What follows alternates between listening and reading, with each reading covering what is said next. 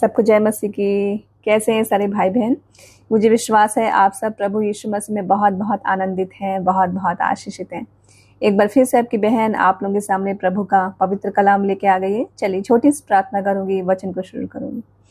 धन्यवाद मेरे सामर्थ्य परमेश्वर, प्रार्थना करती पिता इस समय के लिए आपने फिर से मुझे चुना पिता, जिंदा रखा, आपके पवित्र कलाम को इन सारे भाई बहनों तक पहुंचा सको पिता, आपका बहुत बहुत शुक्रिया।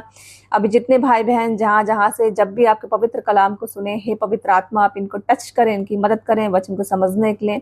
सारे भाई बहन 100 गुना फल लेके आए परमेश्वर, दुष्ट की शक्तियां इनकी जिंदगी से वचन के फल को चुरा न सके। इन जीसस नेम, आमीन आमीन आमीन आमीन, हालेलुया। आज मैं आप लोगों को पढ़ाती हूँ, परमेश्वर विश्वास योग्यता से भरा हुआ व्यक्ति को नहीं परंतु विश्वास योग्य व्यक्ति को चाहता है। परमेश्वर योग्यता से भरा व्यक्ति को नहीं। आज लोग बड़ी बड़ी पोस्ट में हैं, जज हैं, बहुत बड़ा वकील हैं, वकील की पदवी में हैं, सेलिब्रिटी हैं, उनके पास सब कुछ है, दुनिया की सारी सुख सुविधा है, बहुत नाम है, पूरे संसार में उनका नाम फैला हुआ है। बहुत बड़ा डॉक्टर, बहुत बड़ा राजनेता, बहुत बड़ा इंजीनियर, चाहे विदेशी डिग्री ली हुई हो, लेकिन प्रभु योग्यता से भरा व्यक्ति को नहीं। वो सारी योग्यता, सारी बुद्धिमानी इंसान की जो इस युग के लोगों के पास है, प्रभु के आगे वो सारा कूड़ा करकट है।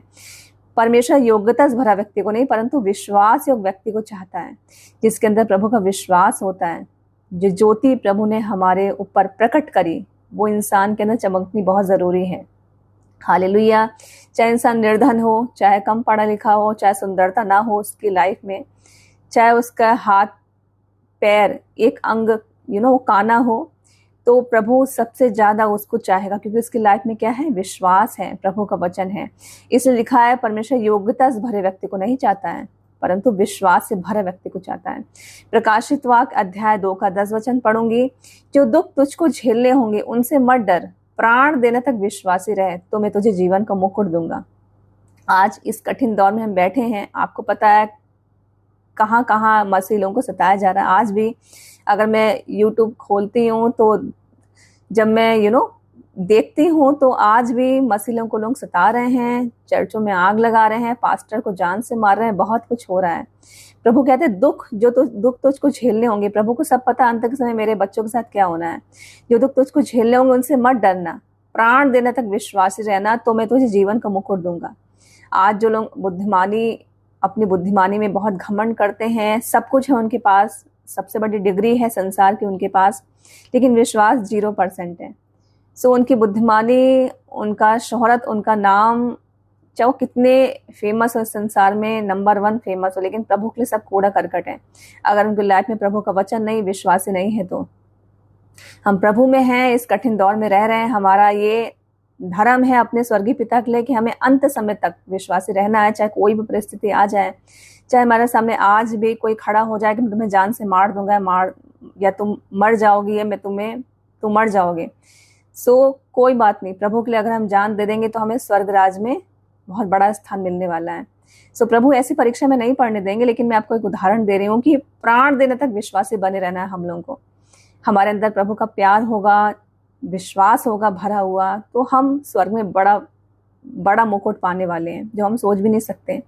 तो प्रभु ने हमें अपने हाथों से बनाया, हमारे स्वर्गीय पिता है, वो हमें देखते हैं 24 घंटे, उनकी आंखें हम पर लगी रहती हैं, उनके दूत हमको आसपास हमारी सुरक्षा करते हैं, हमको आसपास जो दूत हैं परमेश्वर के हमको पकड़े रहते हैं, अपनी सुरक्षा में रखे रहते हैं।